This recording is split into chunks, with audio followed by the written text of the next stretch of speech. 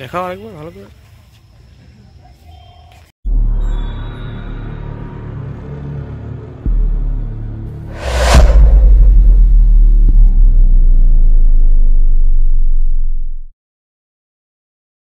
Hello বন্ধুরা, good morning. Rajdeep গ্যালারির নতুন একটি ব্লগে তোমাদের সবাইকে স্বাগত জানাই।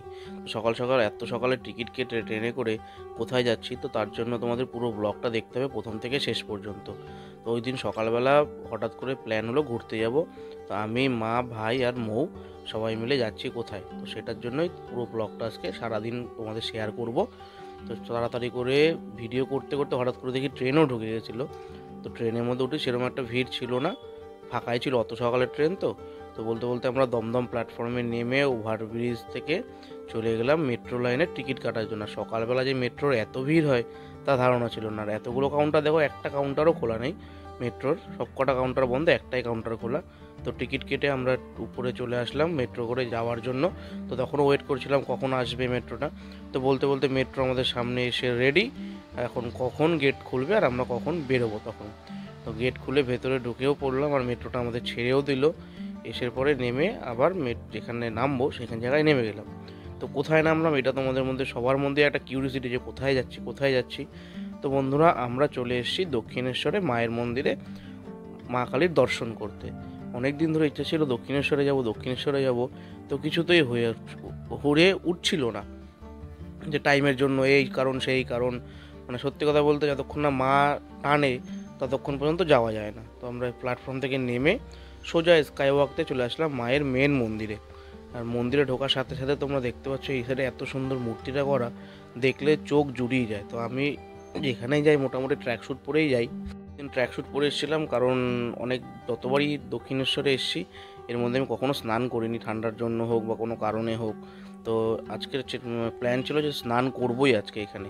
তো সেই কারণে ট্র্যাক স্যুট পরে এসে ওদিকে মা আর মো একটুখানি মাথায় জল দিয়ে নিল, পা হাত পা ধুয়ে আমি স্নান করে চলে আসলাম বাটা নিতে। এখন এখানে ফোন টোন সব রেখে দিতে হবে, কারণ ফোন নিয়ে আমরা ভেতরে আর ঢুকতে পারবো না। তো পুজো টুজো দিয়ে আমরা সবাই বেরোলাম, বেরিয়ে এখন যেতে হবে পেট পুজো করতে।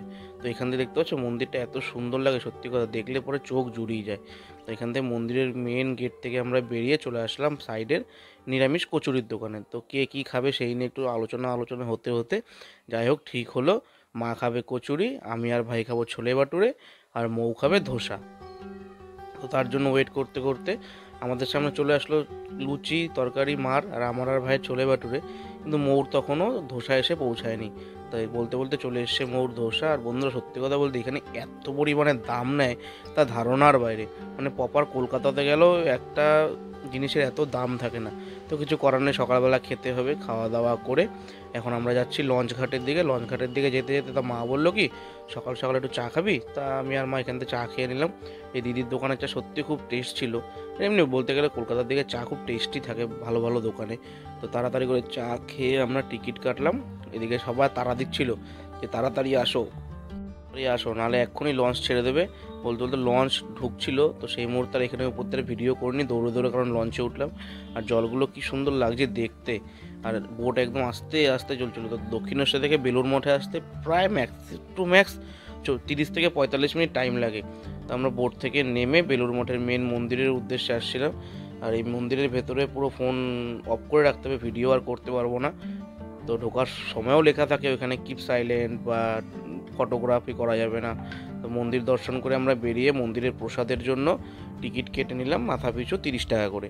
এখানে কোনো বাধ্যবাধকতা নেই, পাড়ের একটা হিসাব করে টাকা দিলেই হয়ে যায় যে কজন থাকে। তো কিছুক্ষণ ওখানে বসে বিশ্রাম করে যখন আমাদের যে দুপুরের খাবারের জন্য লাইন পড়ে গেল, তো সেইখানে আমরা লাইনে দাঁড়ানো ছিলাম। আর ভেতরে ঢোকার সঙ্গে সঙ্গে সাইডের যে এত সুন্দর গাছ লাগানো, এক একটা ফুল গাছ এত সুন্দর তা ধারণার বাইরে। তো মন্দিরে ঢোকার মুখে এখানে হাত ধুয়ে নেওয়ার সুব্যবস্থা ছিল, যেখান থেকে আমরা সুন্দর হাত ধুয়ে নিলাম। এবার এখান থেকে হেঁটে হেঁটে যেতে হবে মন্দিরে, যেখানে প্রসাদ দেবে আমাদের খাওয়ার জন্য দুপুরের খাবার, সেইখানে যেতে হচ্ছে আমাদের। এই দেখতে পাচ্ছ এত বড় বিল্ডিং, এত বড় বিল্ডিংয়ের পুরোটাই একদম মানে খাবারের জায়গা।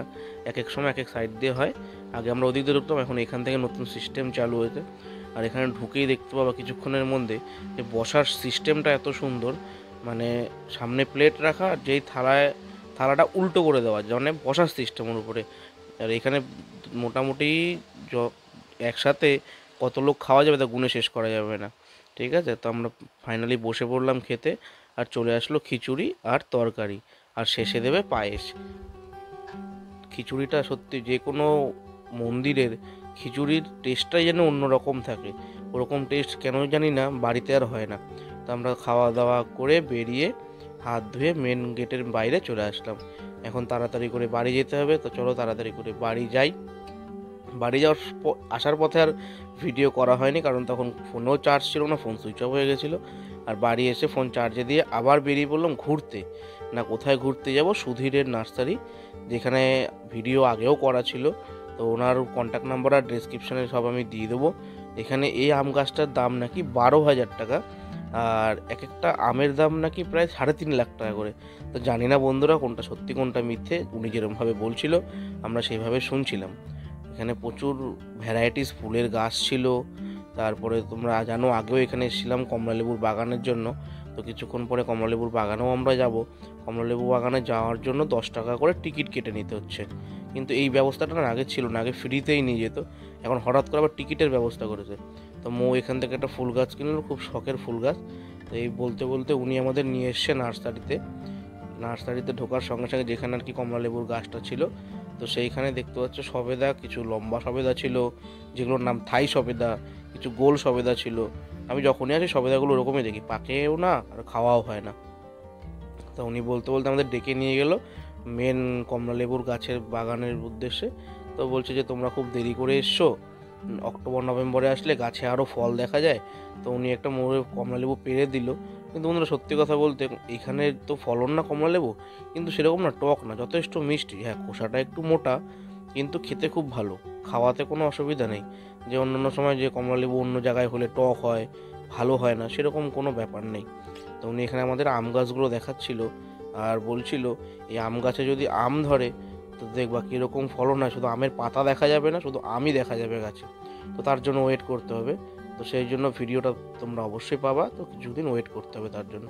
আমে প্রায় বোল আসার সময় হয়ে এসছে এখানে, কিছু কিছু গাছে ছোটো ছোটো করি করি আমও এসছে, কিছুতে বোলও এসছে। নিচে দেখতে পাচ্ছ কীভাবে কমলালেবু ছড়িয়ে ছিটিয়ে রয়েছে। তো ওনারা বলছে কমলালেবু প্রপারভাবে দেখতে গেলে অক্টোবর নভেম্বরে আসতে হবে, তাহলে তুমি দেখতে পাবা। গাছে অল্প অল্প ছিল, সেখান থেকে আমরা খেয়ে নিয়েছিলাম। উনি বলছিল এদিকে কমলালেবু বাগান দেখা হয়ে গেলে এবার এদিকে আসো।